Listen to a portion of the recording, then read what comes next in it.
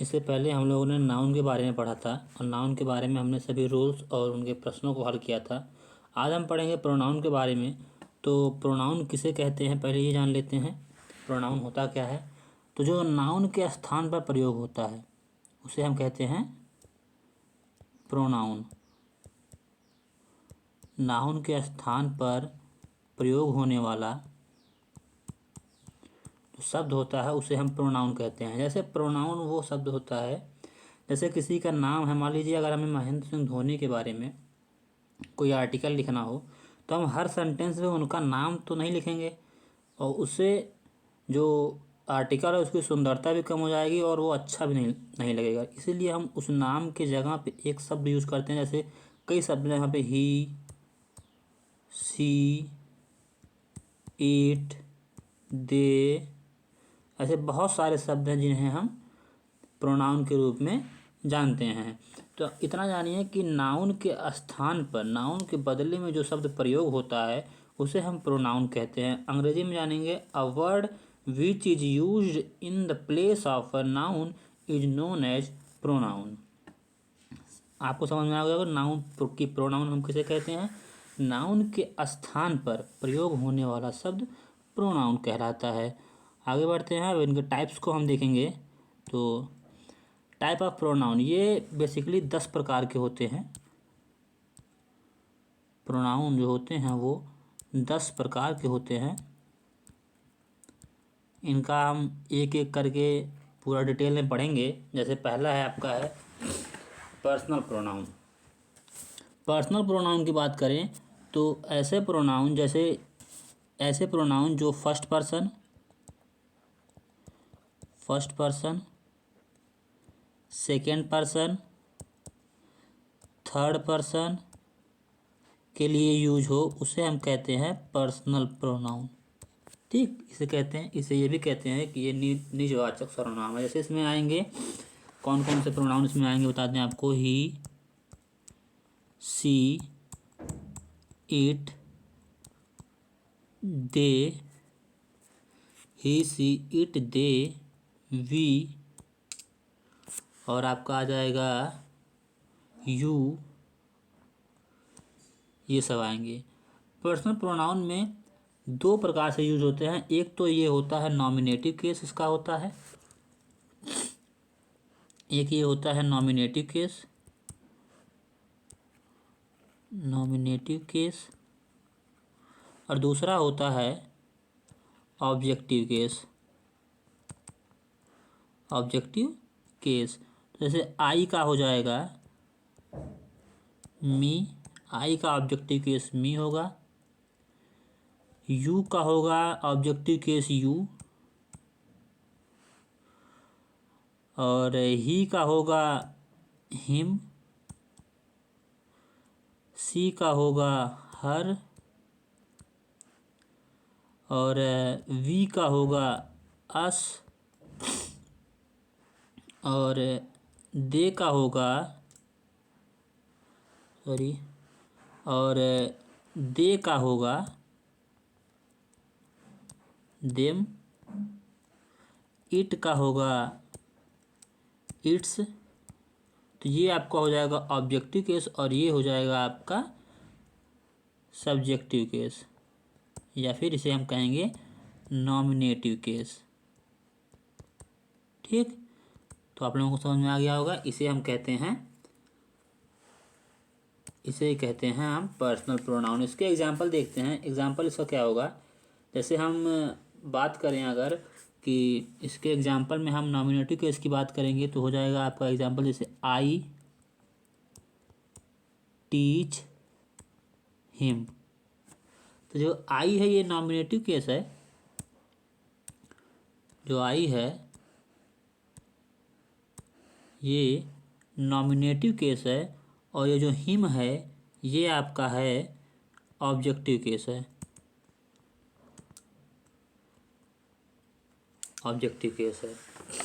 तो आपको समझ में आ गया होगा। नेक्स्ट एग्जांपल हम देख लेते हैं। जैसे दूसरा एग्जांपल इसका होगा, ही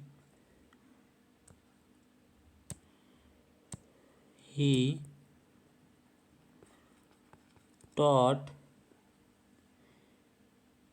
मी, ही टॉट मी। तो इसमें जो ही है वो क्या है, ये नॉमिनेटिव केस है, और जो मी है वो क्या है, ऑब्जेक्टिव केस है। तो आपको पहला समझ में आ गया होगा अच्छे से कि जो पर्सनल प्रोनाउन होता है वो दो प्रकार से यूज होता है, एक तो होता है नॉमिनेटिव केस, एक होता है ऑब्जेक्टिव केस। दोनों प्रकार से यूज होता है, और जैसे कि first person, second person, third person, इस प्रकार से यूज होता है। हम बता दें आपको फर्स्ट पर्सन, सेकंड पर्सन और थर्ड पर्सन क्या होते हैं, अगर आप नहीं जानते हैं तो फर्स्ट पर्सन देखिए, first person, second person,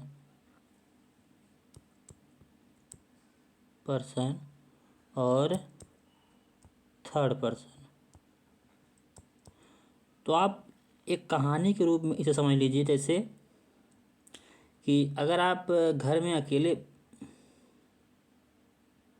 sorry,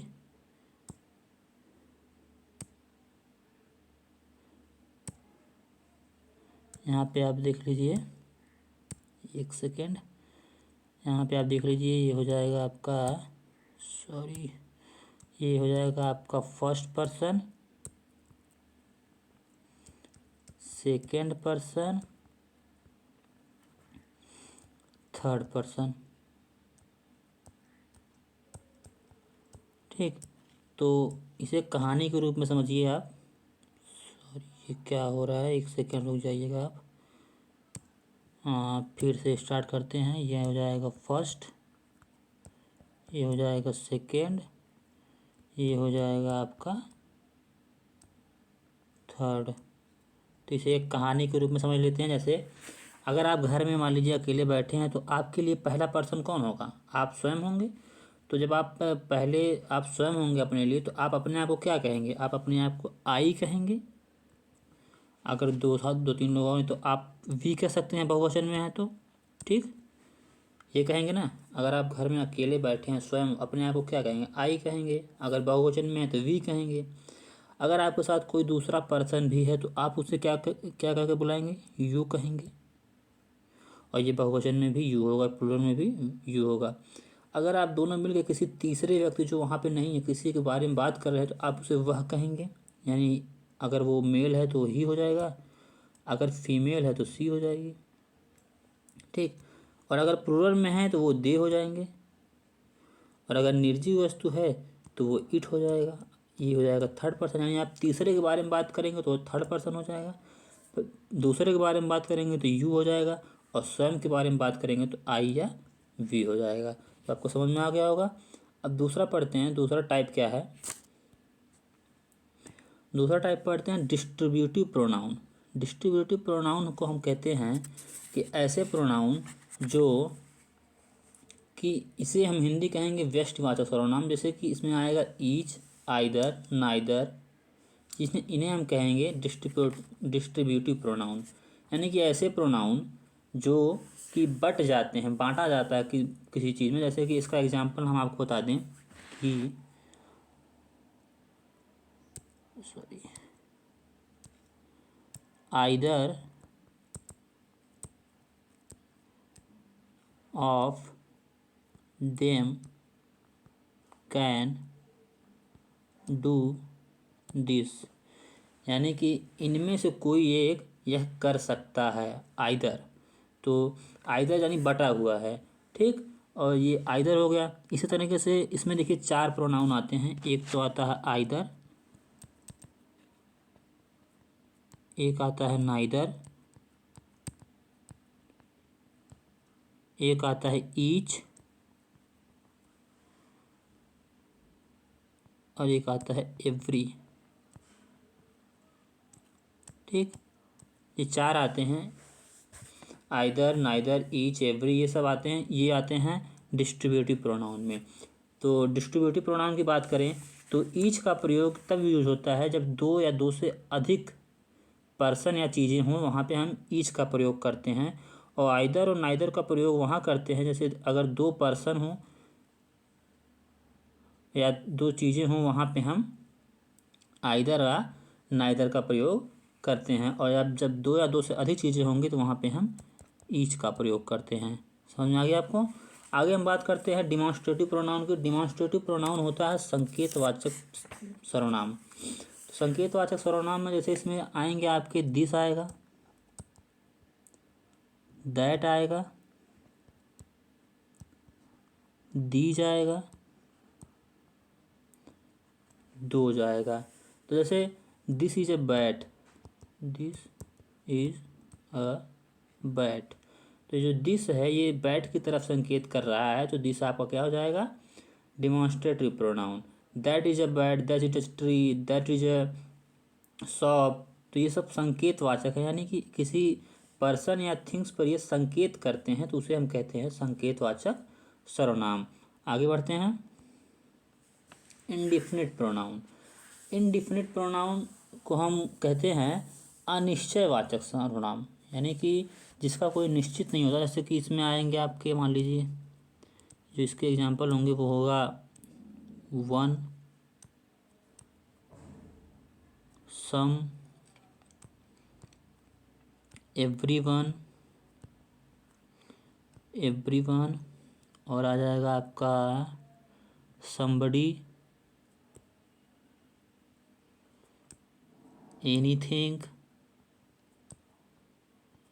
अब इसमें जोड़ लीजिएगा somebody, anybody, everybody, anything, something, और नथिंग, एवरीथिंग, ये सब आप जोड़ लीजिएगा। और जैसे हो जाएगा समवन, तो इसमें समवन में आप जोड़ लीजिएगा someone, anyone, everyone.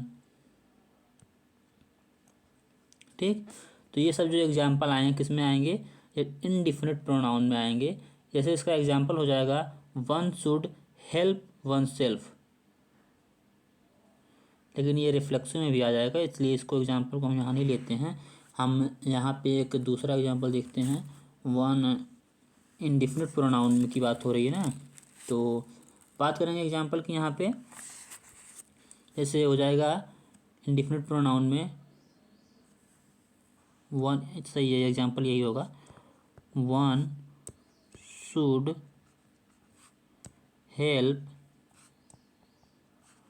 One self, यानी कि कोई अपनी मदद स्वयं से करे तो उसे हम ये कहेंगे one should help one self. यहाँ पे ये जिस भी वाक्य में ये सब प्रयोग होते हैं इन्हें हम कहते हैं इनडिफिनिट प्रोनाउन। नेक्स्ट पे चलते हैं, रिफ्लेक्सिव प्रोनाउन की बात करते हैं। रिफ्लेक्सिव प्रोनाउन वो होता है ऐसे प्रोनाउन जो कि आपके सब्जेक्ट पे, आपके नॉमिनेटिव के उस पर दोबारा से प्रभाव डालें। जैसे किसी हम कहेंगे निजवाचक सर्वनाम, जैसे कि अगर आप बात करें आई my self, I my self, तो यहाँ पे इसे हम कहेंगे, इसके लिए आई माई सेल्फ हो जाएगा जो वो रिफ्लेक्सिव प्रोनाउन हो जाएगा। बात समझ में आई आपके। आई माई सेल्फ जो होगा वो रिफ्लेक्सिव प्रोनाउन हो जाएगा। इसमें कौन कौन से आएंगे, माई सेल्फ आएगा, माई सेल्फ आएगा, हिम सेल्फ आएगा,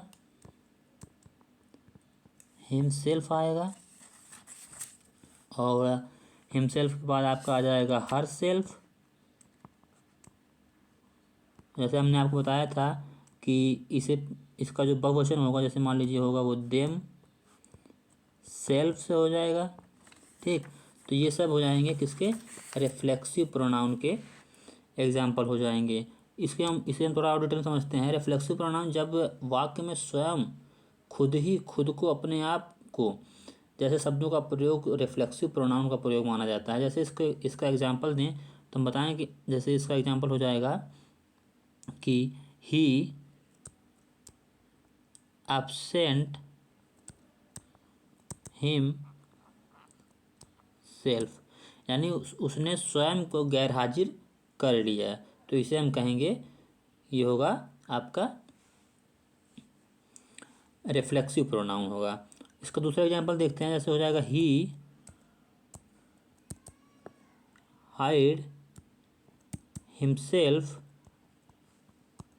इन अ रूम, यानी उसने स्वयं को एक रूम में छिपा लिया, तो ये होगा आपका रिफ्लेक्सिव प्रोनाउन। बात समझ में आई। अब हम आगे बढ़ते हैं। नेक्स्ट आपका होगा इम्फैटिक प्रोनाउन। इम्फैटिक प्रोनाउन वो होता है जैसे कि जब किसी पे दबाव बनाया जाता है तो उसे हम कहते हैं इम्फैटिक प्रोनाउन। इसे हम कहते हैं दबाव सूचक सर्वनाम। इसमें भी सेम आएगा जैसे रिफ्लेक्सिव में था, इसमें भी वही आएगा। इम्फैटिक में जिसमें आएगा आपका myself, ourself, ourselves होगा, बहुवचन है। Ourself, himself, himself, themself, herself, यही सब इसमें भी आएगा। तो ये वहाँ प्रयोग होता है जब कर्ता पे दबाव डालने के लिए प्रयोग किया जाता है, तो इसे हम कहते हैं कि इम्फैटिक या इम्फेजाइजिंग प्रोनाउन। इसका एग्जाम्पल होगा ही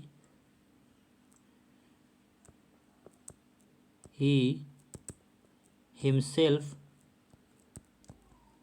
कुक्ड हीज फूड, यानी उसने स्वयं ही अपना खाना बना लिया। ये होगा आपका इम्फैटिक प्रोनाउन। अब बात करते हैं रिलेटिव प्रोनाउन की। तो रिलेटिव प्रोनाउन वो प्रोनाउन होता है जिससे हम संबंध बताते हैं, तो इसे हम कहते हैं संबंध सूचक सर्वनाम भी कहते हैं। इसमें कौन कौन से आएंगे आपके? तो रिलेटिव प्रोनाउन में आपका आ जाएगा जैसे हु आ जाएगा। रिलेटिव प्रोनाउन में आपका हु आ जाएगा और विच आ जाएगा, हुम आ जाएगा और दैट आ जाएगा। ये जब हम दो वाक्य या उपवाक्यों के बीच का संबंध बताते हैं तो वहाँ पे इनका प्रयोग किया जाता है। जैसे this is the boy who got the medal. ठीक, या वही लड़का है जिसे मेडल मिला, तो इसे कहते हैं रिलेटिव प्रोनाउन। रिलेटिव प्रोनाउन में ये सारे शब्द आएंगे। नेक्स्ट आगे चलते हैं। इस आगे आपका आगे होगा इंट्रोगेटिव प्रोनाउन। इंट्रोगेटिव प्रोनाउन में आपके वही शब्द आएंगे जैसे कि जो प्रश्नसूचक शब्द आएंगे, जैसे आपका हो जाएगा who, what, where, whom, whose, which। ये सारे शब्द जो हैं ये इंट्रोगेटिव प्रोनाउन में आएंगे। इंट्रोगेटिव प्रोनाउन मतलब ऐसे शब्द जो प्रश्न पूछने के लिए काम आए, उसे हम कहते हैं इंट्रोगेटिव प्रोनाउन। जैसे आएगा व्हाट इज़ योर नेम, ये इंट्रोगेटिव प्रोनाउन है। What is your name, who are you, which is your book. ये सब क्या होंगे? ये सब होंगे आपके इंट्रोगेटिव प्रोनाउन। बात करते हैं एक्सक्लेमेटरी प्रोनाउन की। तो एक्सक्लेमेटरी प्रोनाउन विस्मय सूचक संज्ञा होते हैं, यानी कि ऐसी संज्ञा जिनसे कि सरप्राइज का भाव, यानी कि अचानक से किसी उत्साह का भाव प्रकट हो, उसे हम कहते हैं एक्सक्लेमेटरी। जैसे कि what you don't know about accident. अब इसे अचानक से बोलेंगे, यानी कि क्या तुम्हें नहीं पता इस एक्सीडेंट के बारे में। तो यानी कि यहाँ पे ये प्रश्न नहीं पूछ रहा, यहाँ पे ये क्या उसके एक्सप्रेशन यानी कि उसके भाव को प्रकट कर रहा है। क्या तुम्हें नहीं पता एक्सीडेंट के बारे में, मतलब कि उससे जो एक्सीडेंट हुआ, जो दुर्घटना हुई है, उसके बारे में उसे नहीं पता है। तो यहाँ पे विस्मय सूचक यानी कि आश्चर्य को सूचना करने के लिए हम कहते हैं, जैसे कि अभी आपको चोट लगे तो आपके मुंह से निकलता है आह, तो ये क्या है? ये एक्सक्लेमेटरी प्रोनाउन है। वाव, ये सब एक्सक्लेमेटरी प्रोनाउन है। बात करते हैं रेसिप्रोकल प्रोनाउन का। तो रेसिप्रोकल प्रोनाउन वो है यानी वह सर्वनाम, जैसे इसमें आएगा आपका ईच अदर और वन अनदर। दो प्रोनाउन इसमें आएंगे, इसे हम थोड़ा डिटेल में पढ़ते हैं कि ईच अदर और वन अनदर होता क्या है। तो रेसिप्रोकल जैसे कि पारस्परिक संबंध बताने के लिए इसका प्रयोग किया जाता है। जैसे कि ईच अदर वहाँ यूज होता है जैसे कि जब दो पर्सन के बीच की बात हो तो वहाँ ईच अदर की बात करते हैं। जहाँ दो से ज़्यादा पर्सन या थिंग्स की बात हो वहाँ पे हम वन अनदर का प्रयोग करते हैं। जैसे कि दे ऑल